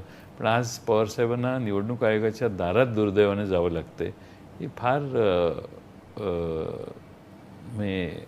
वाईट गोष्ट आहे असं मला वाटतं. यामध्ये एक गोष्ट साहेब सातत्यानं मी ऑब्झर्व करतोय, पवारसाहेबांबरोबर जेव्हाही महाराष्ट्रात दौरा असतो तेव्हा मला सगळ्यात महत्त्वाची गोष्ट अशी वाटते की दाराबाहेर किंवा ओट्यावर भांडी घासत असणारी माता भगिनी ही भांडी घासत असलेली सोडून ती रस्त्यापर्यंत धावते पवारसाहेब जात आहेत हे बघण्यासाठी. एखादा तरुण आवर्जून जो राजकीय पक्षाचा कार्यकर्ता नसतो तो आवर्जून येऊन बघतो पवारसाहेब जात आहेत यासाठी. तर ही महाराष्ट्राच्या मनात पवारसाहेबांची योद्ध्याची प्रतिमा तयार होते का? हो हो, आपण जो अनुभव घेतला तो मीही बघतोय. प्रचंड मोठ्या प्रमाणात महाराष्ट्रातला तरुण वर्ग, महिला वर्ग हा पवारसाहेबांचे कुठेही गेले की सगळी कामं सोडून पवारसाहेबांना भेटायला जातो, त्यांचं समर्थन करायला जातो. आणि या वयात हा नेता लढतोय आणि महाराष्ट्राची भूमिकाच कायम राहिली आहे, दिल्ली पुढं मान तुकवायची नाही. त्यामुळे महाराष्ट्राचा हा नेता महाराष्ट्राचा स्वाभिमान टिकवण्यासाठी, मराठी माणसाने तयार केलेल्या पक्ष वाचवण्यासाठी आणि चुकीच्या गोष्टींच्या विरोधात उभं राहण्याचं काम करतो आहे. म्हणून महाराष्ट्रात प्रचंड मोठ्या प्रमाणात त्यांची आज क्रेज आहे. महाराष्ट्रातल्या गल्लीबोळात पवारसाहेब कुठेही जावोत, आज त्यांचं समर्थन करणारी जनता आज दिसते आणि प्रचंड सहानुभूती मागच्या पक्ष फुटल्यानंतर पवारसाहेबांच्या मागं महाराष्ट्रात उभी राहिलेली. म्हणजे जी महाराष्ट्राची प्रवृत्ती आहे रडायचं नाही लढायचं, हो, ती पवारसाहेब 100% अंमलात आणतायत. आणि ते आम्हाला कधी कधी वाटतं की आमच्यापेक्षा ते जास्त ॲक्टिव्ह आहेत. मी मध्ये सगळीकडेच दौरे करायला सुरुवात केल्यावर आम्ही त्यांना सांगितलं इतक्यात नको, हळूहळू करू म्हणून. पण आज त्यांचा उत्साह प्रचंड आहे. मध्ये 10-15 दिवस झाले की बोलून अजून का नाही गोष्टी केल्या, अजून का नाही केलं. म्हणजे प्रचंड त्यांचा कामाचा उरक आहे. कोणत्याही घटनेत कसं वागलं पाहिजे हे पवारसाहेबांच्याकडून आम्ही सगळे शिकलो आहे. त्यामुळं पवारसाहेबांचं ही बाजू जी आहे ती महाराष्ट्रातल्या जनतेला भावणारी आहे. आणि म्हणून महाराष्ट्रात खेड्यात जावा, शहरात जावा, कुठंही जावा, गडचिरोलीला गेलं तरी पवारसाहेबांना बघायला आणि त्यांच्या पाठीमागे समर्थन द्यायला लोक आहेत. हे पवारसाहेबांनी आयुष्यात मिळवलेली माणसं आहेत. आणि राजकारणात काय मिळवायचं असतं, लोकच मिळवायचे असतात. ती सगळ्यात मोठी बँक लोकांची महाराष्ट्रात कुणाकडे असेल तर ती शरद पवार साहेबांच्याकडे आहे. आता हे करताना साहेब पुन्हा एक अगदी वैयक्तिक प्रश्न आहे की तुम्ही सुरुवातीला सांगितलं 99 साली जेव्हा मंत्रिपदाची धुरा तुमच्या खांद्यावर दिली तर तुमच्या साथीनं त्यावेळी अनेक तुमच्या तरुण सहकाऱ्यांना पवारसाहेबांनी अत्यंत विश्वासानं मंत्री केलं. त्यातले काही सहकारी आता आपली साथ सोडून त्यांनी वेगळा निर्णय घेतला आहे आणि काही जाहीर सभांमधून हीच माणसं पवारसाहेबांवर टीका करताना दिसतात. जर तुम्ही सुरुवातीपासून सोबत प्रवास सुरू केलाय तर त्यातल्या अनेकांचे तुमचे आजही मैत्रीचे संबंध असतील. यानंतर कधी संपर्क होतो का? कधी फोन करून तुम्हाला त्या सहकाऱ्यांना, जुन्या सहकाऱ्यांना कधी तुम्ही सांगितलं का की हे करताय हे योग्य नाही किंवा हे मला पटत नाही? हे याच्यात असं आहे की हे ज्यावेळी स्प्लिट होत होती त्यावेळी स्प्लिट झाल्यानंतर महिनाभर याच्यात मार्ग काढावा म्हणून मी स्वतः प्रयत्न करत होतो. पवारसाहेबांच्या संमतीने, पवारसाहेबांना माहीत होतं मी प्रयत्न करत होतो. मी दोन्ही बाजूला भेटत होतो आणि त्यावेळी अशा सगळ्या गोष्टी चर्चा हे होऊ नये, घडू नये यासाठी मी पक्षाचा अध्यक्ष आहे, माझी जबाबदारी आहे. त्यामुळं मी याचे पूर्ण प्रयत्न केले. आता शेवटी ते दुर्दैवाने घडू शकलं नाही. निवडणूक आयोगाच्या दारात आता आम्ही पोचलेलो आहोत. पण या सगळ्यांची वेगवेगळी इतकी वर्ष आम्ही एकत्रित काम केले की मला आश्चर्य वाटतं की त्यातले काही लोक पवारसाहेबांच्यावर कसं बोलू शकतात. कारण शेवटी आम्हा सगळ्यांना घडवलेलं आहे ते पवारसाहेबांनी घडवलेलं आहे. आणि मला आठवतं की पूर्वी यशवंतराव चव्हाण साहेबांच्या सगळ्यात आवडीचे नेते कोण होते तर माझे वडील होते, राजाराम बापू. त्यामुळे राजाराम बापूंनी काँग्रेस सोडून जनता पक्षात काम करायला सुरुवात केल्यावर राजाराम बापू कधीही यशवंतराव चव्हाणांच्या विरोधी एक शब्द त्यांनी काढला नाही. आणि कोणी विचारलं तर सांगायचे नाही मी त्यांच्या विरोधी नाही बोलणार. अगदी निवडणुकीतही, लोकसभेच्या निवडणुकीत सातारला वगैरे चव्हाण साहेबांच्यावर नाही बोलले. शेवटी पवारसाहेबांनी जर यांना सगळ्यांना तयार केलं असेल तर त्यांना कोणता नैतिक अधिकारच नाही पवारसाहेबांच्या विरोधी काही बोलायचा. आणि पवारसाहेबांच्या नेतृत्वाची फळं ही राष्ट्रवादीची 25 वर्ष आणि त्याच्या आधीची जवळपास 8, 9, 10 वर्ष म्हणजे 30-35 वर्ष तुम्ही पवारसाहेबांच्या नेतृत्वाखाली काम केलं. आणि तुम्ही अचानक तुमची भूमिका लोकांना सिद्ध करण्यासाठी, चुकीची भूमिका, पवारसाहेबांच्यावर टीका करतात. लोक मान्य नाही करणार. लोक शेवटी असं आहे की सत्ता, संपत्ती ह्या सगळ्या गोष्टींच्यापेक्षा एक मोराल फार महत्त्वाचं असतं. आणि ते मोराल जर गमावलं तर बाकीच्या ह्या सगळ्या गोष्टींचा फार उपयोग होतो असं मला वाटत नाही. ते मोराल फार महत्त्वाचं आहे. आणि मोरॅलिटी असेल तर आपण काहीही पुन्हा निर्माण करू शकतो. त्यामुळे शरद पवार साहेबांनी ते कधी डिस्ट्रॉय होऊन दिलं नाही. आता पवार साहेबांच्यावर टीका करणारे, माझा तर आता काही संबंध फारसा कोणाशी येत नाही, कधी क्वचित कामही काही, आता शेवटी विरोधी पक्षातलीच आमची भूमिका आहे, पण कधी कधी काम निघालंच तर देवेंद्र फडणवीसांना फोन केला तर ते फोन रिसीव्ह करतात आणि बोलतात माझ्याशी. पण इकडचे जी आमची लोक आहेत त्यातल्या काही मंत्र्यांना काम असेल, अजून काही निघालंच नाही, पण एखाद दोन मंत्र्यांशी मी अलीकडच्या काळात बोललो. आमच्या भागातल्या काही प्रश्न होते त्या संबंधात, पाण्याच्या प्रश्नाच्या संदर्भात वगैरे. पण मनात असं राहून राहून वाटतं की या सगळ्यांना पवारसाहेबांनी तयार केलं किंवा पवारसाहेबांच्या नेतृत्वाची फळं यांनी चाखली. त्यांनी पवारसाहेबांच्यावर नैतिकदृष्ट्या बोलायचा त्यांना कुठला अधिकार नाही. तुम्हाला कितीही राग येऊ, पण शेवटी बाप तो बापच असतो. तुमचाच मी डायलॉग ऐकलेला आहे, बाप तो बापच असतो. आणि वडिलांच्या विरोधी मुलगा बोलतो, मागच्या जनरेशनच्या विरोधात पुढची जनरेशन बोलते, त्यावेळी लोक त्या जनरेशनची माप काढतात आणि लक्षात येतं त्यांना की कोण काय आहे.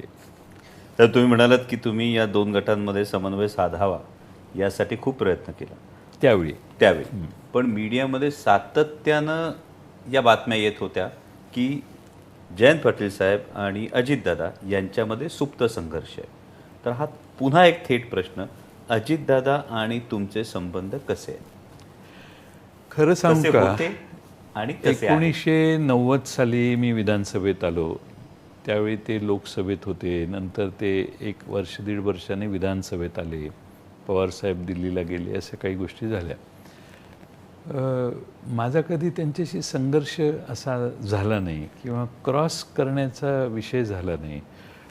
उलट आर पाटलांच्या बरोबर आम्ही ज्यावेळी बसायचो त्यावेळी माझं आणि अजितदादांचं एकमत असायचं आर पाटलांच्या बरोबर चर्चा करताना.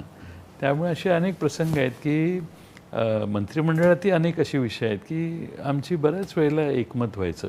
म्हणजे मतभेदाचा प्रश्नच कधी आला नाही किंवा मी त्यांच्याशी स्पर्धा करण्याचा प्रश्न आला नाही, कारण ते पवारसाहेबांच्या घरातलेच होते.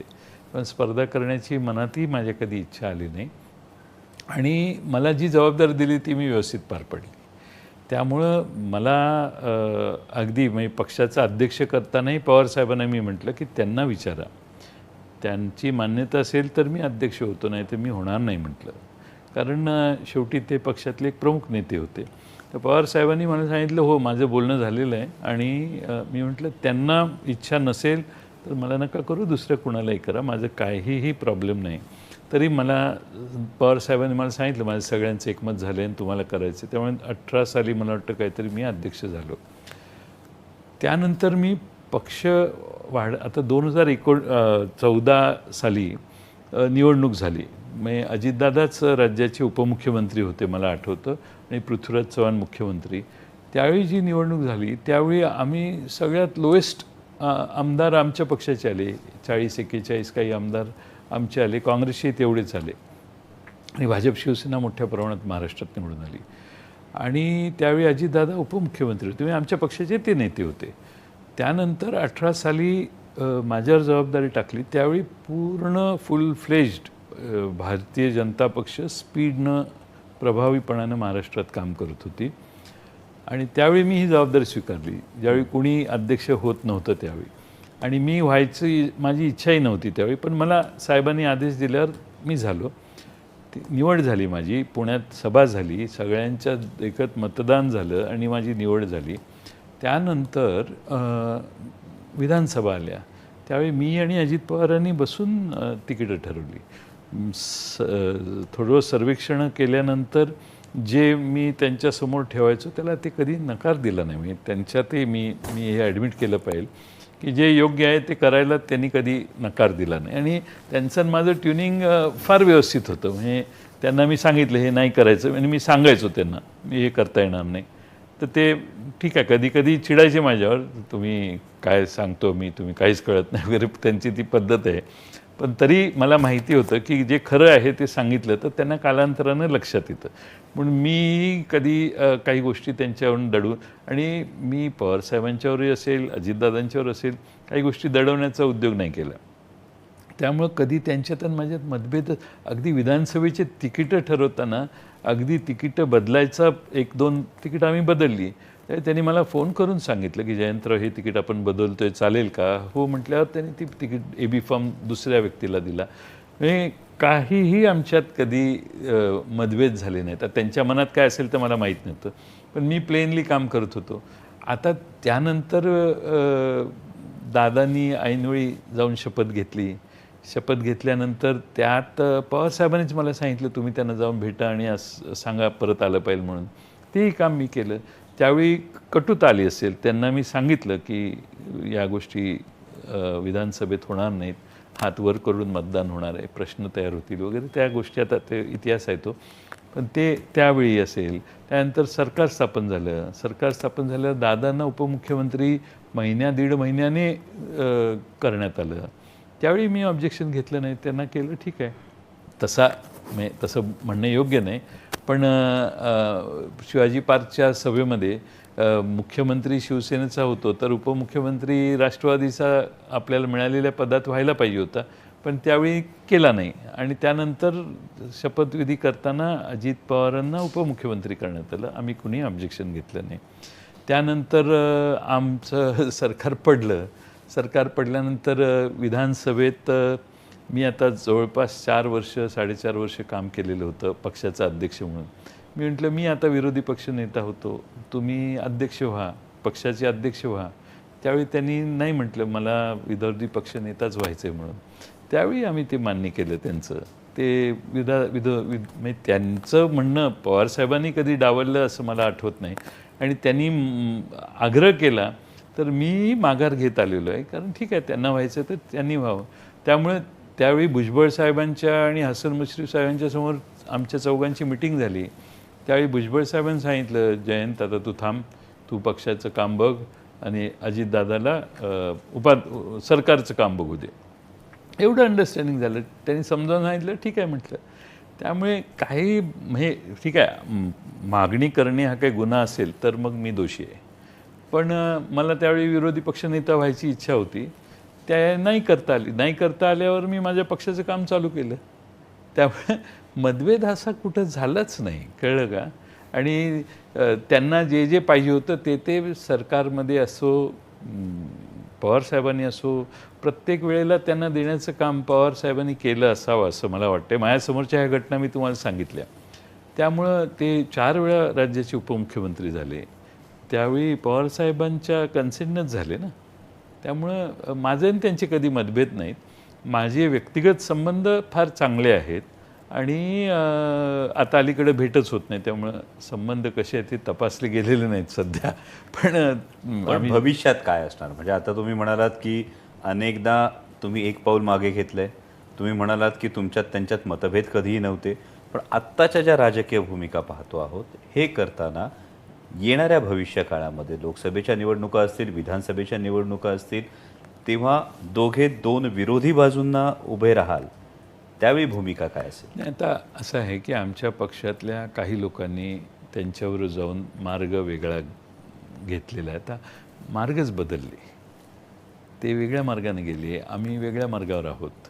आम्ही मार्ग बदललेला नाही, पण त्यांनी मार्ग बदलला. आता फारकतच झाली ना. आता काही पुढं जे रोल आपल्या नशिबात असेल तो प्ले करावाच लागेल. शेवटी यात सगळ्यात महत्त्वाचं म्हणजे लोक, महाराष्ट्रातली जनता. महाराष्ट्रातल्या जनतेच्या विरोधात जाऊन, त्यांची मानसिकतेच्या विरोधात जाऊन काही करणं हे ॲप्रोप्रिएट नाही होणार, बरं दिसणार नाही.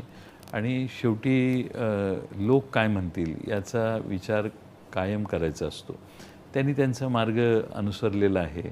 त्यांचे माझे व्यक्तिगत चांगले संबंध आम्ही ज्यावेळी एकत्रित काम करत होतो त्यावेळी होते. आज दुर्दैवाने त्यांनी फारकत घेतलेली आहे, आणि त्यामुळे त्यांचा मार्ग आज वेगळा झालेला आहे, आमचा मार्ग वेगळा झालेला आहे. पण जेव्हा राजकीय संघर्षाची वेळ येईल तेव्हा तो संघर्ष त्याच ईर्षेने, त्याच अटीतटीने होणार? हा कार्यकर्त्यांसाठी साहेब बरोबर फार आहे. महत्त्वाचा मुद्दा आहे. असं आहे की मी ज्या पक्षात आहे त्या पक्षाचं अस्तित्व वाढवण्यासाठी, पक्ष टिकवण्यासाठी आणि पक्ष महाराष्ट्रात मोठा करण्यासाठी जे करावं लागेल ते आम्हाला करावंच लागेल. त्याच्यात कॉम्प्रोमाइज करताच येणार नाही. आणि ज्यामुळं महाराष्ट्रात पवारसाहेबांच्या धोरणातून जे पक्षवाढीचं काम आहे ते आम्हाला पूर्ण करावंच लागेल. त्याला काही दोन मतं होऊ शकत नाहीत. आणि त्यामुळे पक्षवाढीसाठी जे करायचं आहे त्यामध्ये मग जे जे अडथळे असतील त्या सगळ्या अडथळ्यांच्या विरोधी लढावंच लागेल. त्याला काही इलाज नाही आणि जे काय होईल ते होईल. मला वाटतं हे उत्तर खूप कार्यकर्त्यांसाठी दिलासादायक आहे, कारण अनेकांच्या मनात कर्तव्य आणि ऋणानुबंध किंवा कर्तव्य आणि नातेसंबंध याच्यामध्ये कशाला झुकतं माप द्यायचं हा एक संभ्रम असतो. तुम्ही ते थेट कार्यकर्त्यांना सांगितलं की आपल्याला कर्तव्याच्या बाजूने उभं राहावं लागेल आणि त्या दिशेनं पुढं चालावं लागेल. खरं म्हणजे काय आहे की ऋणानुबंध हे खाजगी जीवनात असू शकतात, पण कर्तव्य सार्वजनिक जीवनात कधीही कर्तव्यापासून ढळायचं नसतं. त्यामुळं सार्वजनिक जीवनात आपण लोकांना बांधील आहोत. त्यामुळे आपल्याबरोबर जी लोकं आहेत त्यांना जे अभिप्रेत आहे त्याच्यापेक्षा फार वेगळ्या गोष्टी करणं हे थोडंसं अडचणीचं होतं. आमचा मार्ग खडतर आहे, आमचा मार्ग अडचणीचा आहे, आमचा मार्ग विरोधी पक्षाचा आहे हे आम्हाला दिसतंय. बघू काय होते पुढं. धन्यवाद साहेब. टू द नमस्कार. पॉईंट या पॉडकास्टच्या प्रत्येक प्रश्नाला तुम्ही अगदी मुद्देसूद आणि अगदी महाराष्ट्रवादी असं उत्तर दिलंय, त्याबद्दल मनापासून धन्यवाद.